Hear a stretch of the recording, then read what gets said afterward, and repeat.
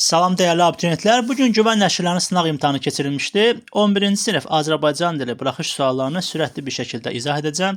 Hansısa bir sualla bağlı ətraflı izah istəsəz, şərh bölməsinə yazarsınız, oradan ətraflı izah edərəm. İndi isə vaxt itirmədən birbaşa sualların izahına keçək. Deməli, 31-ci sualda eyni halda olan sözləri soruşur. 3-dən 4 olacaq C variantı. Onun oğlu mənsubiyyət. Qayğılar artmışdı, qayğılar artmışdı. Bu da deməli, adlı xal, yəni onun qayğıları artmışdı və yaxud da qayğılar artmışdı, nə artmışdı? Yəni 3-də adlı xal, 4-də su dolduran, suyu dolduran, təsirli yal, qadınları gördü, kimi gördü, bu da təsirli yal. 32-də birbaşa variantı deyim, Y variantı ismi birləşmə təyin kimi işlənib, çünki onun səsindəki mehribanlıq, hansı mehribanlıq desək, söz birləşməsi burada təyin kimi olacaq. Amma diqqət eləsək, tərkibin içərisindədir. Onun səsindəki mehribanlığı hiss edərək. Fe'li bağlanma tərkibinin içərisində olduğuna görə müstəqil təyin deyil. 33-də hansı cümlədə cümlə üzvünün əlavəsi işlənmişdi? Y variantı, Nazim müəllim, turizm şirkəti məhsul nümayəndəsi. Burada Nazim müəllimin əlavəsi, yəni mübtədanın əlavəsi var. 34-də D variantı, mübtəda mücərrəd isimlə ifadə olunub. Çünki burada adamlar ki, mübtədadır, konkret isimdir.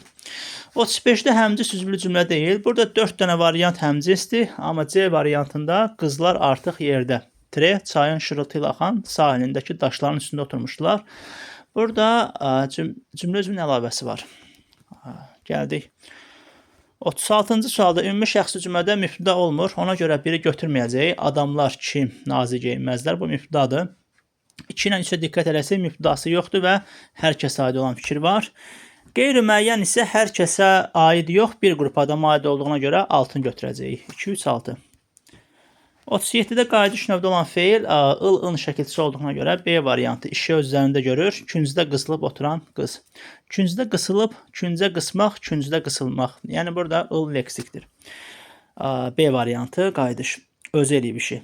38-də B variantı kimono, kimono onunla yazılır. Hüruflidə üdür. Fəhimlidə də birinci i artıq düşüb. Fəhim. H-dan sonra M gəlir. 39-da eyni sözün müxtəlif formaları qrammatik şəkilçilərdir. Eyni köklü sözlər də leksik olduğu, yəni düzəltmə sözlər olduğuna görə birdə B olacaq. Dəm, dəmli, dəm, dəmləmək, dəm, dəmkeş. Bu eyni köklüdür. 2-də D, həyət, həyətdir, həyət, həyətdə, həyət, həyətim. Bu isə qrammatik şəkilçi olacağına görə cavab burada 1B, 2D, D variantı. 40-cı sualda hansı cümlələrdə ədat işlənməyib? Diqqət eləsək burada məndə bəzən bu hal məndə bir əyləncəyə dönürdü. Burada bir sözünü 2 ilə əvəz eləmək olmur. Ona görə ədatdır. Sonra 2-də də yalnız ədatdır. Bir də 4-də daha ədat olduğuna görə yerdə qalır 3-5. Burada ancaq bağlayıcı, 5-də də daha da iştirak bağlayıcısıdır. Çünki adlar artırılıb. B variantı. Hindistan səfəri Nadir Şahla bağlı mətn idi. Burada mətni yəqin ki, diqqətlə oxumusunuz, birbaşa suallara keçək. Problemi güc tətbiqi ilə həll etmək istəyən Pənahəli bəy idi. Çünki başını deyirdi ki, onun almazla bərabər başını da gətirmək lazımdır. Bu bir. Raca şöhrətpərəst idi, bəli. Yəni, o özünü dəvət etdiyinə görə sevinirdi. Siyasi nəzakət də o idi ki, Raca özü əyləşməyib birinci Nadirin oturmasını istəyirdi. 1-5-6 Y variantı. 42-də doğrudur. Nadir Şah ətrafındakı adamların heç birinə güvənmir. Pənahəliyə güvəndiyinə görə 2-ci çıxırıq. Hindistanda insanlar yaşayışı vəziyyəti acınacaqlı idi. Bəli, deyirdi ki, bu boyda ölkənin, yəni xəzinəsi olan ölkənin əhalisi acınacaqlı vəziyyətdədir. Yanlışa da Raca almazını heç kimi tapa bilməyəcək yerdə gizlədir. Axı orada məlumat var idi ki, o, yəni çalmasının içərisində idi. Bir də Nadir Şahın məqsədi Hindistanda məskən salmaq yox, oradan var-dövlət toplamaq idi. Ona görə 1, 4, 6 B variantı. 43-də Nadir Şahın Pənahəli bəy güvəni var idi, amma güvənin səbəbi nə idi, onu biz bilmədik. O bilən hamısının cavabı var. 2 olacaq burada D variantı. 44-də diqqət eləsəz, orada 2 ilə 4-ü tapanda birbaşa cavab çıxırdı. Bir 2 ilə 4-ü sürətli bir şəkildə baxaq. Yazmışdı ki, dilənçi əlinə addım atma yeri yox idi. Orada təzadlı məsələsini bu cümləyə yazmaq olar, çərçivəyə. Sonra qiymətli almazla bağlı da, yəni ikinci çərçivəyə də yazırıq ki, həmin almazın qiymətini təyin etmək hələ heç kimə qismət olmayıb. 2-4. A variantı 2-4 ilə başladığına görə o bir variantlarda yoxdur. Elə birbaşa A-nı götürə bilərik. 45-də diqqət eləsək qətiyyətsizlik, tərəddüdü, əsilzadə, zadəgan, saziş, müqavilə, ixtilaf da nifaq mənasında gedib. Amma səmimiyyətlə lütfkarlıq, yəni mərhəmət göstərmək fərqli anlayışlardır. 46-da altından xətt çəkilmiş cümlənin mətnin səciyyəvi üslubu xüsusiyyətlərinə uyğun. Bir dənə baxaq, cümlə hansı idi? Cümlə, ona görə də Nadir Şahın dəvətini eşidəndə sevindi. Orada sevindi, yəni qanat açıb uçdu. Quş kimi, belə deyim də, sanki sevincindən quş kimi uçdu. Belə bir şey yazmaq olar. Yəni məcazi, obrazlıq. Sonra, Nadir Şahla Razan bir-birinə qarşı ehtiyatlı olması oydu ki, Nadir Şah, belə deyim də, onu birbaşa öldürmək yox, yəni sarayına dəvət etdi. Raz da fillərin üstündə yox, kəcavənin üzərində getdi ki, adamların tutduğu kəcavənin üzərində getdi ki, yəni hər ehtimala qarşı ehtiyat üçün. Bunları yazmaq olar. 48-də diqqət eləsək, orada 3 dənə idi. Bir dəqiqə baxaq. Gözü doymur, bu tamahkarlıq mənasında işlənib. Ağzı açıla qalmaq, təəccüb mənasında, dişi bağırsağını kəsmək, yəni qəzəblənmək, hirslənmək mənasında. Bunu da tapdıq. Artıq, yəni 47, 48, 49. Burada məqsəd vasitəni doğruldur. Yəni Nadir Şahın məqsədi məsəl üçün var-dövlət ələ keçirməkdir. Ona görə yəni müəyyən vasitələrdən istifadə edib hücuma keçirdi. Sonra orada Razanın almazını ələ keçirmək üçün müəyyən bir vasitələrdən istifadə elədi. Bunları yazmaq olar 2-ni. 50-də nitqi ilə əməli ziddiyyət təşkil edir. Burada o məsəl üçün sanki özünü belə deyim də, o belə sülhsevər kimi göstərirdi. Yəni Razanı öldürmək yox, hiylə yolu ilə ondan ələ keçirmək istəyirdi. Yəni bir tərəfdən danışığında sanki bu müharibə qan tökmək istəmir. Digər tərəfdən isə işğalçı siyasət yürüdüb, cəmaatın, belə deyim də, yəni dövlətlərin var-dövlətin əlindən alırdı.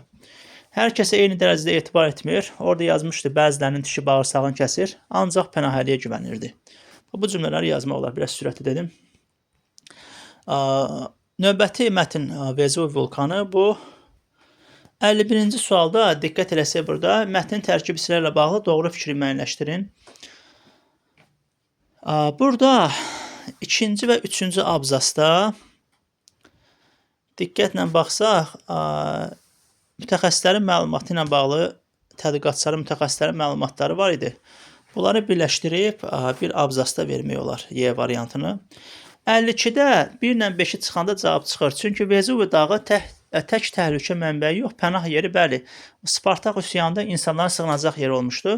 Bir də vulkanik tullantı qalıqları yüzlərlə kilometr məsafə yayılır. Bəli, orada yazmışdı 650 kilometr məsafə yayılır.